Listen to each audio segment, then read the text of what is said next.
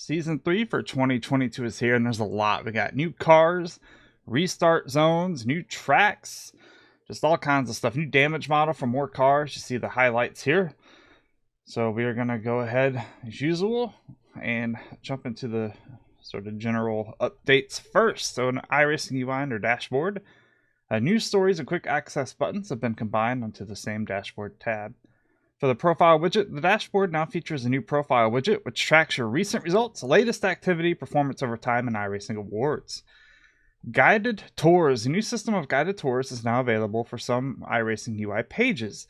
These tours will walk a user through the page, providing some great details and tips on how to utilize that section of the interface. And so now they're available for the following UI pages: the dashboard, test drive, and current series. And you may progress through guided tours using the arrow keys or clicking the on-screen buttons. For quick join, a new pair of race now and test drive buttons have been added to the top right corner of the iRacing user interface. These buttons will always be visible and usable no matter where you've navigated in the interface, unless the simulator is actively running or the registration bar is present. For the quick join race now, the race now button now includes a quick link directly to your most recently joined official series page. Additionally, the official series page now features a drop-down menu to the right of the official series name, which provides a searchable drop-down list of all official series, allowing you to quickly jump from one official series page to another. And you can create hosted sessions from there. For quick join test drive, my download just... Oh, okay. Well, it finished downloading. Now it's verifying. Sorry. The test drive session creation experience has been overhauled for improved usability and allowing you to get out on the track faster. Custom car classes functionality for managing, creating, and using custom car classes has been added to some areas of the UI. A new modal window for creating and managing custom car classes has been added to the cars page. While creating a hosted session, gosh, why I keep doing that? You may now create a custom car class for that event. And please note that you may not yet include AI drivers in hosted sessions that feature custom car classes, and custom car classes are not yet available for use with AI. Under official series, the official series page now features a drop-down menu to the right of the official series name, which provides a searchable drop-down list of all official series, allowing you to quickly jump from one official page to another. Under race results, a new share button has been added to official race results pages, which allow you to immediately share your wins with your friends on Facebook. And for favorites, members, a favorite series will now persist across season releases. For the member site, Paint Shop, a new sponsor, Extreme Sim Racing, is added. For the results page, fix an issue with the formatting of admin names and results penalty messages. Note for third-party developers, we have made some changes to the login forms on the site. For the data API, added a message field for some error responses with more detail. Added the following new endpoints, and there's all the new endpoints. For simulation, race servers fixed an issue that was causing teammates to not see the new tire compound selection when it was added to their team's car during a pit stop, and fixed an issue where some drivers with identical favored car numbers may have been given replacement car numbers that were also already in use. For netcode, some of the recent extrapolation changes designed specifically to mitigate nose rear collisions have been updated. Under race control, the qualifying conduct scrutiny system has been updated for increased sensitivity around the pit exit area. This area is for exiting the pits only. Fix an issue where race control could release cars that miss the start from the pit lane too soon if the race has a standing start and the cars involved are not very good at launching. Fix an issue where some car parts do not have a correct black flag damage threshold, which could cause issues when they were incorrectly considered optional repairs. And fix an issue where two cars exiting the pit lane during a caution could be inserted into the pace line out of order. Alright, one of the big changes, start zones or restart zones. In real-world racing, zones are often used on tracks to help control where drivers take the green during a rolling start, and also where they restart the race at the conclusion of caution. NASCAR is known for this, and these zones are recognizable by their prominently painted blue walls and apron areas. In NASCAR, this track feature is called the Start Zone. So this functionality has been recreated in iRacing and has been enabled at the following track configurations for this release. And here we won't read them all, but it's a ton of ovals, just a ton. including the Coliseum, which I think is kind of funny. But yeah, I actually have a race coming up pretty much right after this where we should be checking these out. So hopefully it goes pretty well because I think it's a nice feature. The start zone functionality is enabled or disabled via a checkbox on the track options step while creating a hosted or AI race. Remember, not all tracks have start zones. When enabled, start zone rules is enforced in the following way. All tracks that have a start zone defined, the legacy pace start behavior of allowing the leader to do whatever they want once the pace car pulls off is no longer in the cards. Instead, the leaders of both lines will have to maintain pace speed after the pace car pulls off the track until they reach the start zone. All cars behind them are expected to keep up with the line leaders. In the pacing UI, the leader will be shown the current pace speed and their current speed when race control is expecting them to maintain pace speed. This will appear once the pace car pulls off. It looks and behaves similar to the pit speed limit, but is slightly less strict. However, speeding will run you the risk of getting a new pace speed black flag for not maintaining pace speed. For the race start, the first rolling start of the event, this includes any waved off restart or starts. The leader must maintain pace speed until the starter waves the green flag at a random location in the start zone. If the leader takes off, which means shows any signs of significant acceleration before the green flag flies, they will get a stop and go jump start penalty. For any subsequent rolling restarts, the leader gets to choose when they want to go. The leader must maintain pace speed up to the start zone, but they can choose to take off anywhere they want within the start zone. When they take off, the green flag will fly as fast as the starter can react, and everyone else is free to take off too. If the leader does not take off by the end of the start zone, the starter will throw the green flag anyway, and everyone is free to leave the slacking leader in the dust. With these new rolling start rules, the pass the leader rule is also different. The leader of the second line must only be behind the leader at the moment the green flag flies for both starts and restarts. They are free to get ahead of the leader before the start-finish line. Tracks utilizing the start zone have had this zone defined via updated artwork, such as the blue area on the inside wall of the final corner that indicates where the start zone starts and ends. Spotter calls and the rules tab have also been updated to inform drivers of the start zone rules. If the second line falls significantly behind the leader, the obey pace speed rule requirement is removed for that driver until they catch back up to the leader. If one of the line leaders ignores race control and receives a stop and go jump start penalty, the start zone rules are abandoned for that start so all drivers can catch up to the rule breaker. The pacing UI element, spotter calls, and spotter messages have been updated. Selecting to use the start zone is not available when creating hosted sessions via the Classic member site, and information about the use of the start zone is not available when browsing events on the Classic member site. Alright, so iRacing. Now available for the following vehicles: the ARCA car, the Chevy Monte Carlo SS, the modified SK, the NASCAR Wheel and Tour modified, the two new Mercedes AMG cars, the GT3 and GT4, and both of the Brazilian stock cars. Also with new tracks, well, iRacing is now with these tracks. Fuji and Sandown, which are both new, and Stafford. And then the class of 2022 Season 3 has graduated from AI School. It was a beautiful ceremony in cyberspace with many proud parents. Top marks were earned from the following courses and materials. So Backseat Driver's Guide to Rear-Wheel Drive. Binary Switches is on or off a crowdsourced project. I like the AI stuff because they come up with funny stuff. Handling excessive slip like a greasy champ. Pushing the limit, maintaining focus with an active low fuel light. Growing confidence for close proximity road racing and other herbs. Art 303, zoetropes and animation loops, drag reduction system deployment strategies for the modern age. Tire changes take time, a documentary in the Stories from the Pit series, counting with car numbers 0 to 999. And then AI drivers have completed additional specialized driving with the following cars. And there's a list of cars, including some NASCAR stuff, GT4 cars. All drivers have logged additional practice hours at the following tracks: Kansas, Oval, and Martinsville. Tires. Fix an exploitative issue where tires are getting conditioned far too quickly at low speeds due to excessive brake dragging and wheel turning. For the must change tire compound rule, a new status indicator icon has been added to the F2 and F3 black boxes, akin to the Joker Lap icon. This icon illuminates once the tire change rule requirement has been met. The tire set tracking system has been updated so that a tire set is not considered used until the driver enters the cockpit for the first time. This allows tire pressures to be set in the garage prior to entering the world for the first time, even if only one set of tires is allowed for the event. Okay, new damage model. The following cars now utilize the new damage model. So the next gen Cup cars, the new Mercedes GT4, the new Radical SR10. Dirt surface properties have been adjusted for interactions with new damage model vehicles as follows. Dirt surfaces have more friction and rolling drag. Dirt surfaces are softer for light impacts and harder for deeper impacts.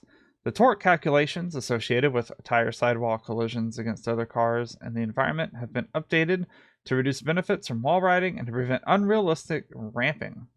The manner in which tire collision shapes are calculated has been updated for improved accuracy based on the current tire pressure. The handling of tire rim collisions and underside impacts have been improved slightly. Chain link fence physics properties have been adjusted for improved realism. The damage state manager has been updated in order to fix an issue where a vehicle could sometimes get stuck in an in-progress wheel repair state.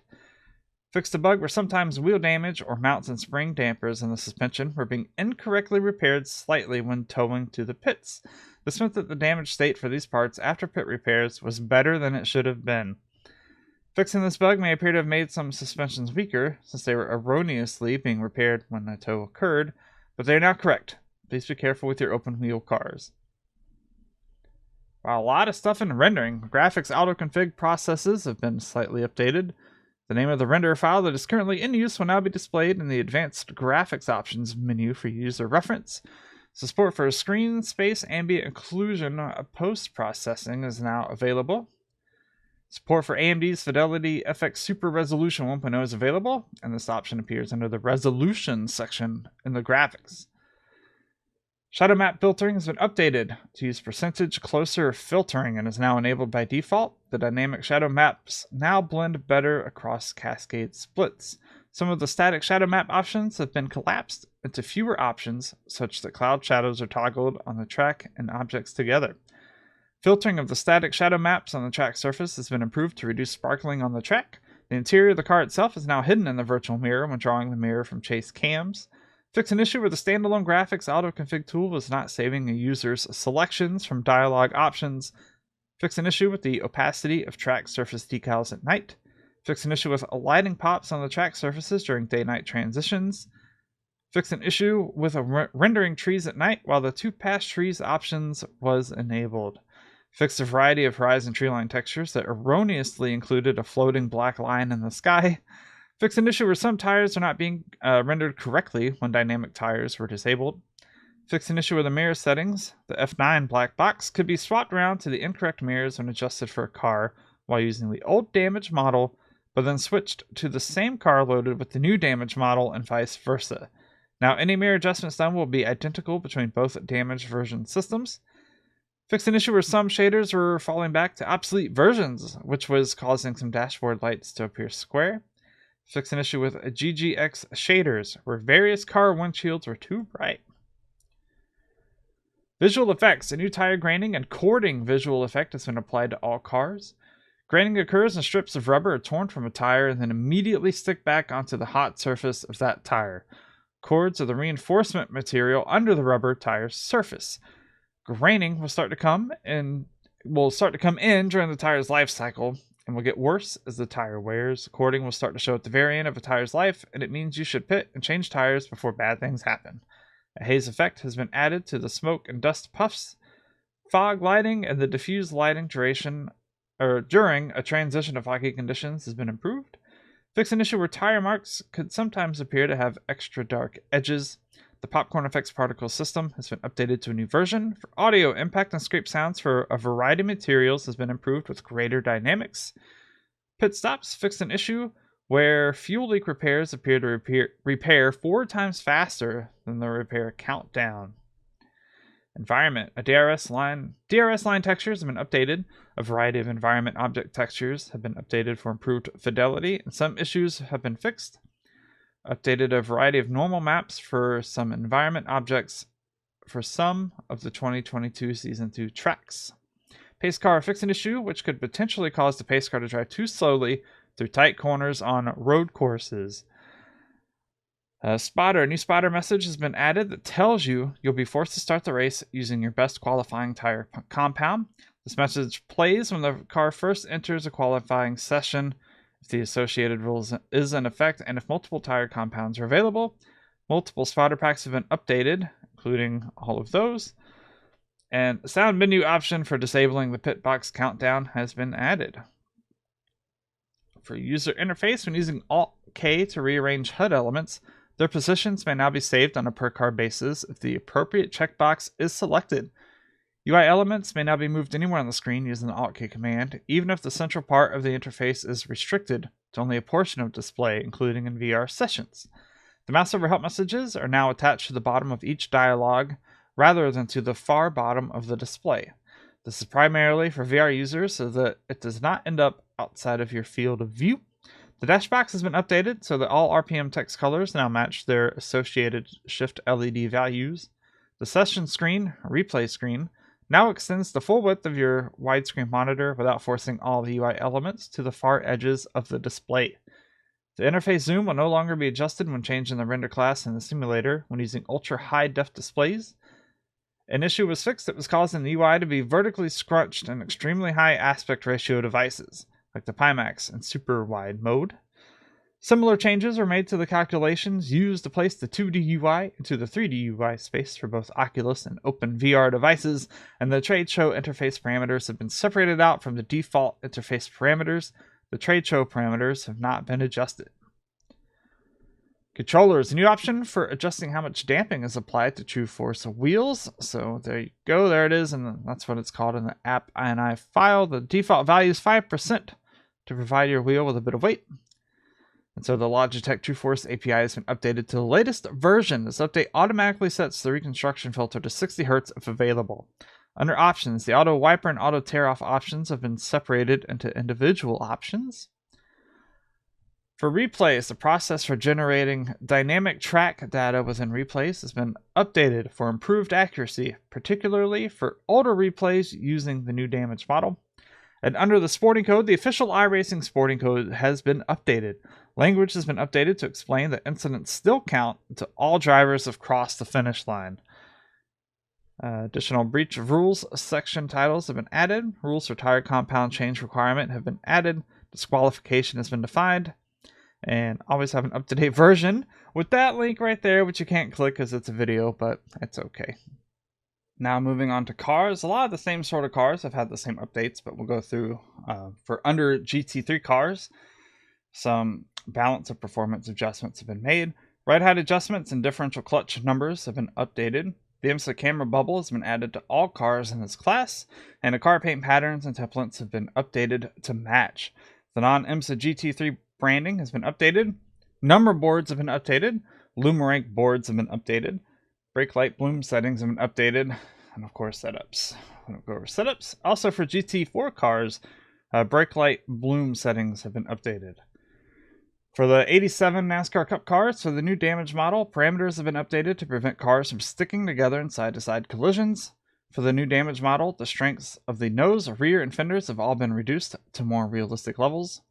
And wheel and hub positions have been updated slightly. For the NASCAR Next Gen cars, new damage model is available.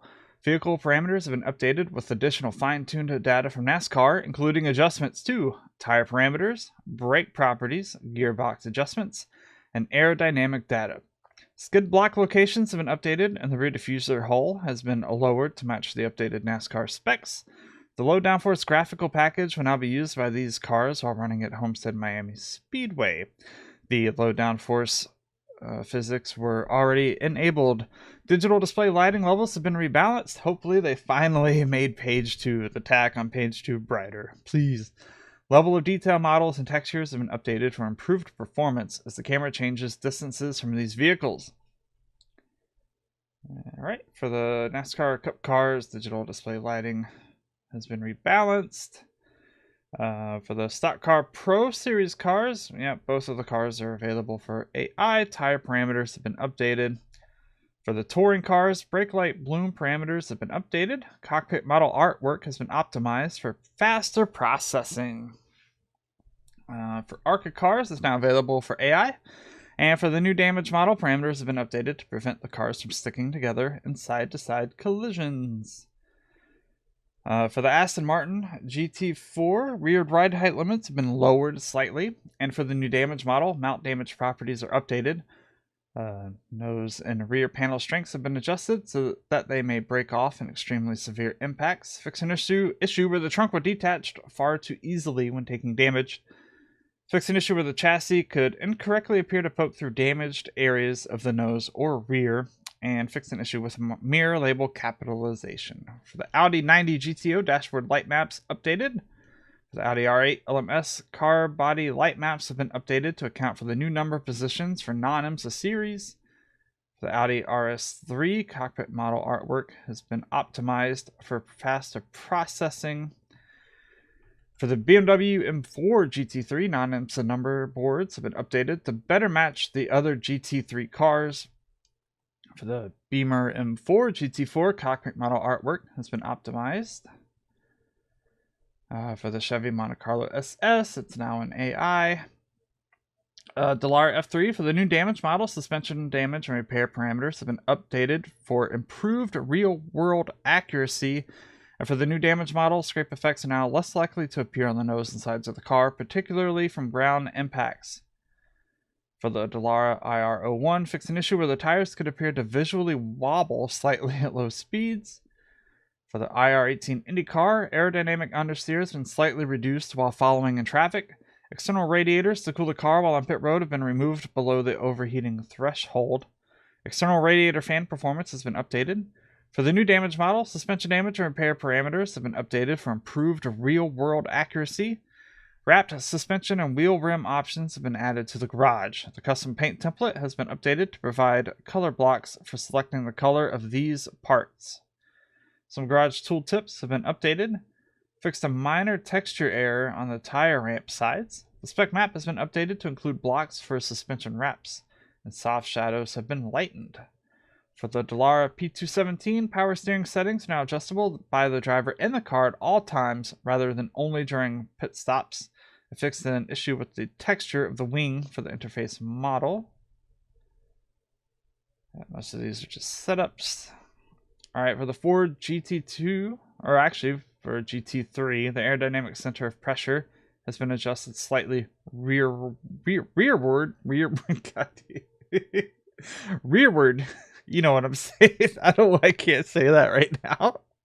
You know what? Let me have some coffee. Rearward. I think that's as good as it's gonna get right now.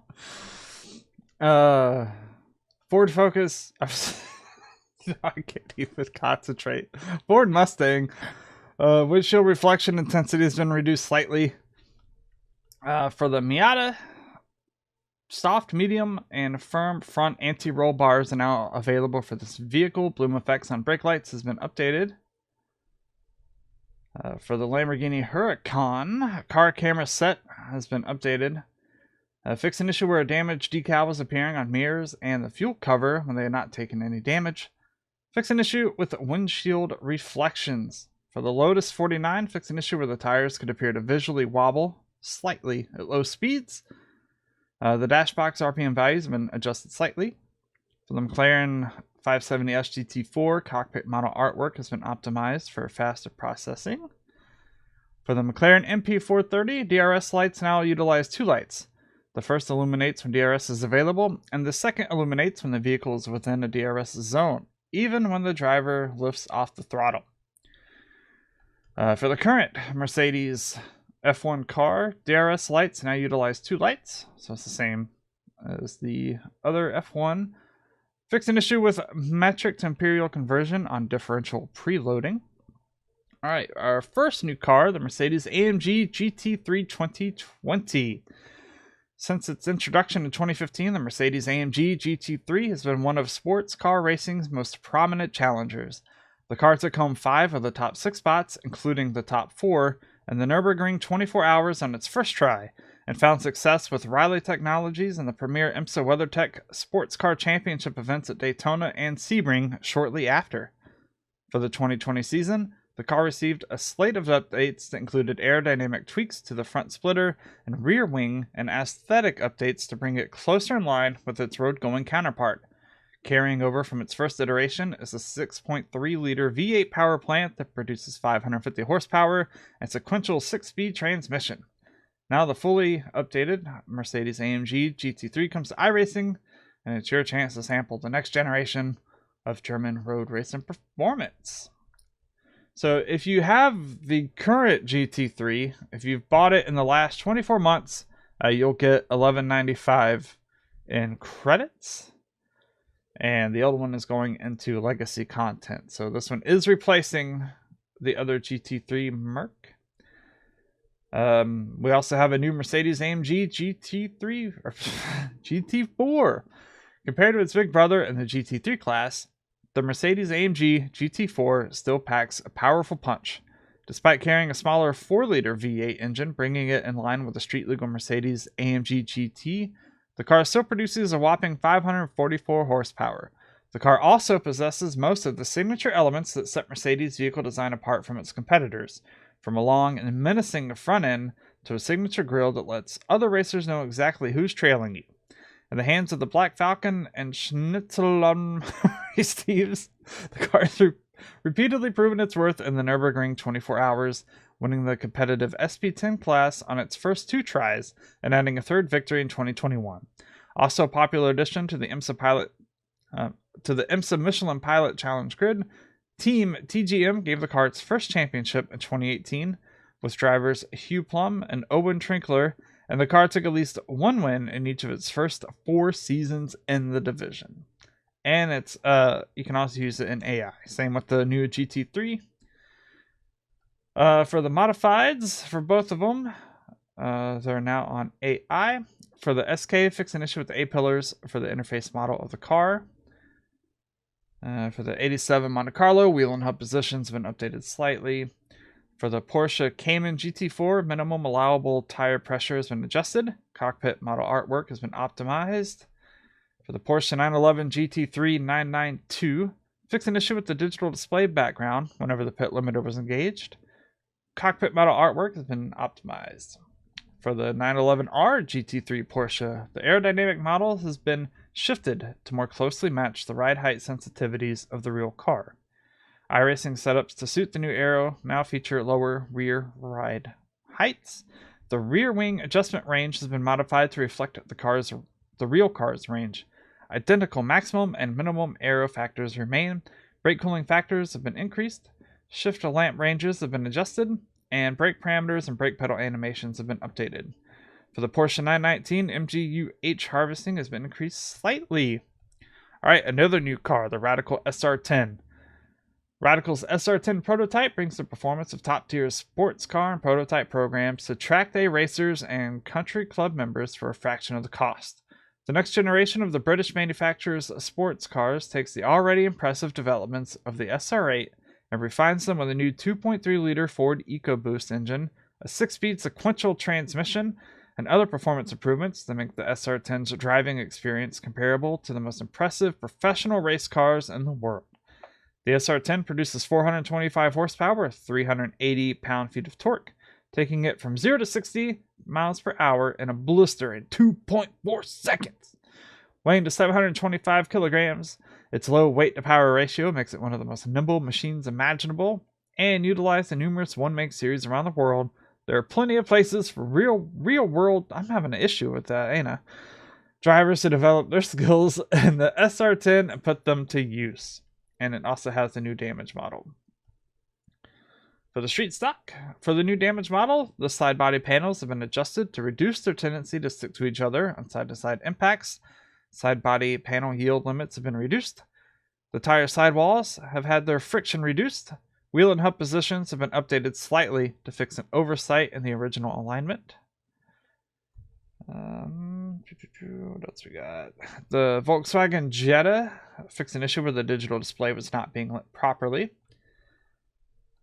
Under the legacy Mercedes AMG GT3, and just saying it's now going to legacy content, will no longer be used for official series, and the price, if you don't have it but still want it, has been reduced to $2.95.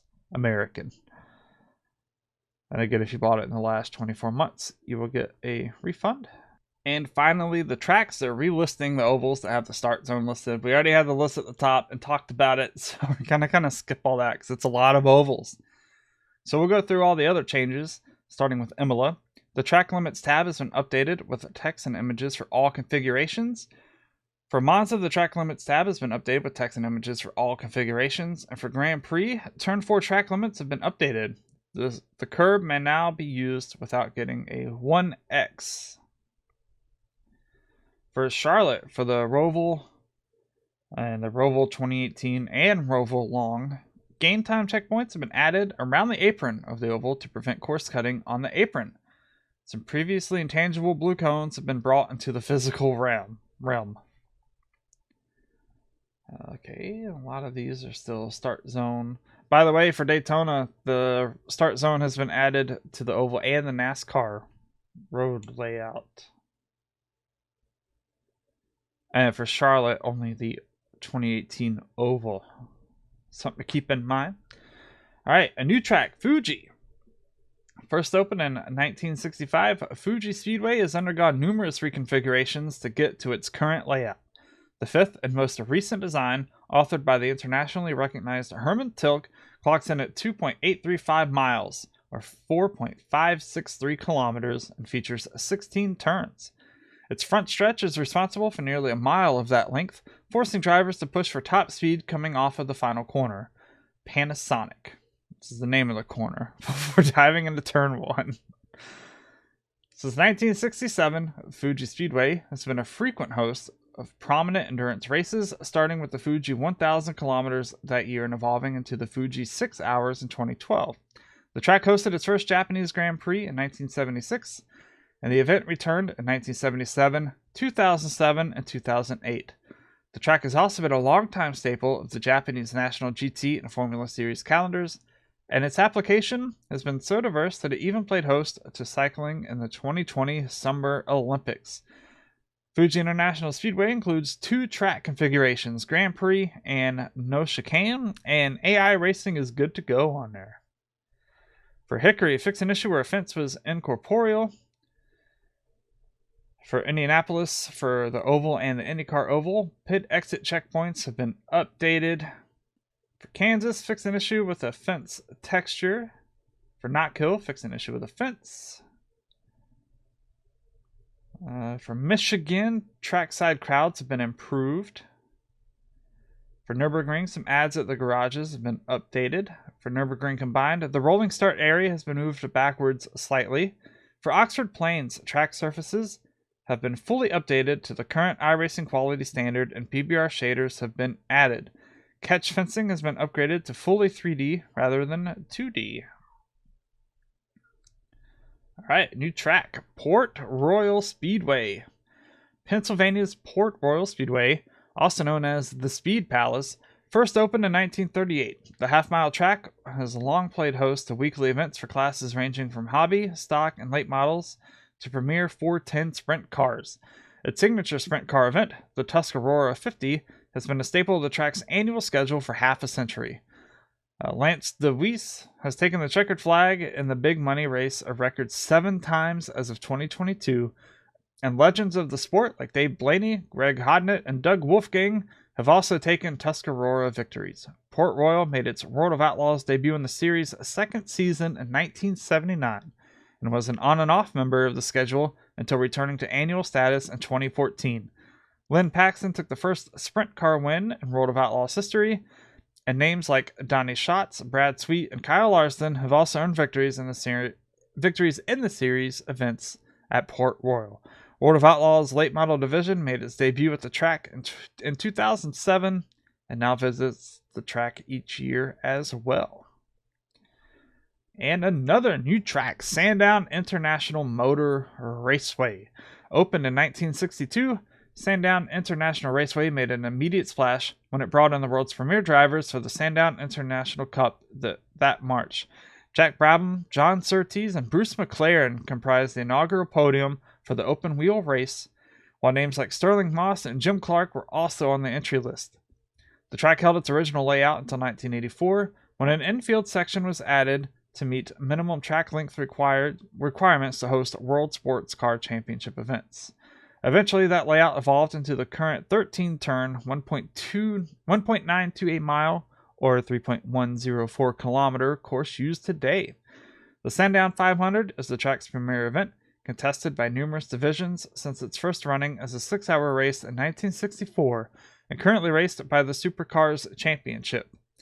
The track also hosted 6 occurrences of the Australian Grand Prix before the event joined the World Drivers' Championship calendar.